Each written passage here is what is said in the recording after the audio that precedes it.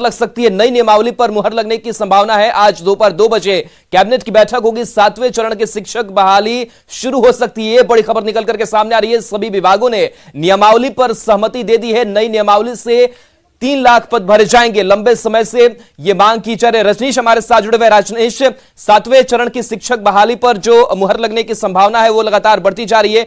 क्या अपडेट है? क्या रास्ता साफ हो सकता है? बिल्कुल, देखिए दोपहर 2 बजे से कैबिनेट की मीटिंग होने वाली है और सूत्रों के हवाले से जो खबर आ रही है हमारे पास कि आज दोपहर 2 बजे के बाद मीटिंग के दौरान कैबिनेट में मुहर लग सकती है नई नियमावली पर, जिसका इंतजार लगातार पिछले कई साल से हो रहा है। राज्य में सीटेट, बीटेट, एस्टेट अभ्यर्थी जो है लाखों की संख्या में है, लेकिन नई नियमावली पर मुहर नहीं लगने की वजह से बहाली प्रक्रिया अब तक शुरू नहीं हुई है।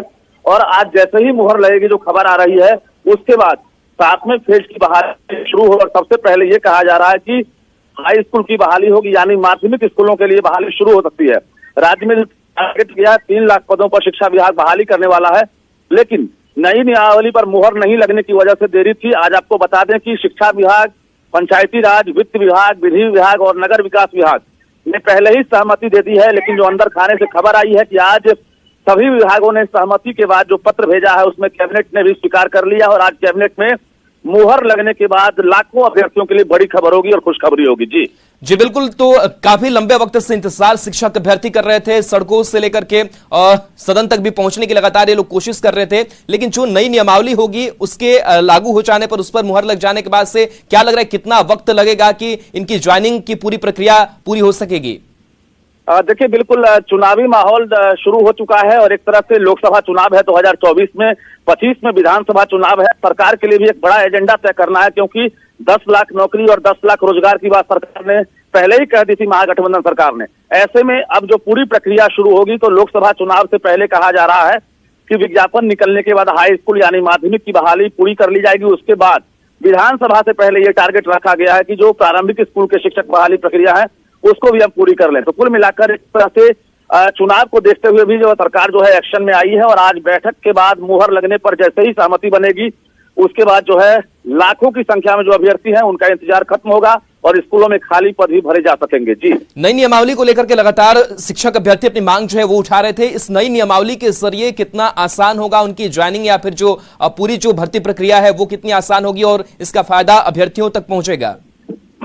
देखिए, पहले जो प्रक्रिया थी, ग्राम पंचायत में मुखिया होते थे, उसके साथ साथ पंचायत सचिव होते थे, उसके बाद जो है प्रखंड अध्यक्ष होते थे। तमाम लोगों की जो जवाबदेही थी, अब एक तरह से अब उनको शिथिल कर दिया गया है। अब एक तरह से जिला को ये अधिकार दिया गया है नई नियमावली में, और अब शिक्षा विभाग को मॉनिटरिंग करेगा। और कुल मिलाकर ये कहें सेंट्रलाइज तरीके से अब जो है जो अभ्यर्थी हैं वो आवेदन कर सकेंगे, यानी अलग अलग नियोजन इकाई में उन्हें फिजिकली नहीं जाना पड़ेगा, बल्कि एक जगह बैठे वो ऑनलाइन एप्लीकेशन फिलअप कर सकते हैं। और कई तरह की सुविधाएं जो है सरकार देने वाली है, जो नई नियमावली के तहत जो है बहाली होगी उसके बाद ये मिलेगी। जी, जिस नियोजन इकाई और पंचायत स्तर की नियोजन की बात हो रही थी उसमें लगातार धांधली और कई तरीके की जो अनियमितता की खबरें हैं वो लगातार सामने आ रही थी, और कहीं ना कहीं जो शिक्षक अभ्यर्थी थे उनको परेशानियों का सामना भी करना पड़ा था। लेकिन उन सब चीजों से इस सेंट्रलाइज सिस्टम को अब अलग कर दिया गया है। तो क्या लग रहा है कि अब कितनी जो यह पूरी प्रक्रिया है वो अब अलग हो चुकी है? देखिए, बिल्कुल ट्रांसपेरेंसी लाने के लिए ही पूरे सिस्टम को सेंट्रलाइज किया गया है, क्योंकि ऑफलाइन मोड में जब बहाली प्रक्रिया चल रही थी उस वक्त कई प्रकार की धांधली हुई।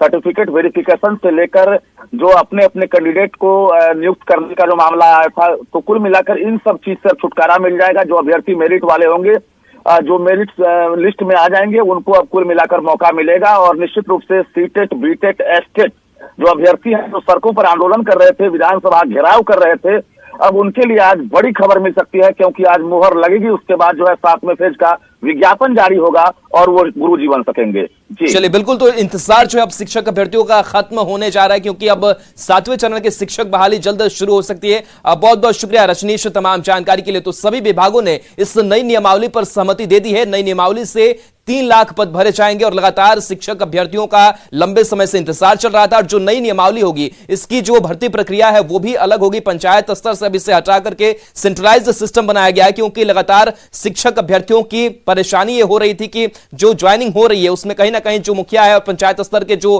प्रतिनिधि इसमें शामिल हो रहे हैं वो कहीं ना कहीं बड़ी गड़बड़ियां कर रहे हैं। इन तमाम चीजों को लेकर के एक सवाल कई उठ रहे थे, लेकिन अब लंबे समय से जो मांग चल रही थी उस मांग पर आज माना जा रहा है कि नई नियमावली पर कैबिनेट की जो मुहर है वो लग सकती है। तो 2 बजे का इंतजार है और दोपहर 2 बजे कैबिनेट की बैठक है और इस कैबिनेट की बैठक से बड़ी खुशखबरी निकल करके शिक्षक अभ्यर्थियों के लिए सामने आएगी। 7वें चरण की शिक्षक बहाली पर मुहर लगेगी।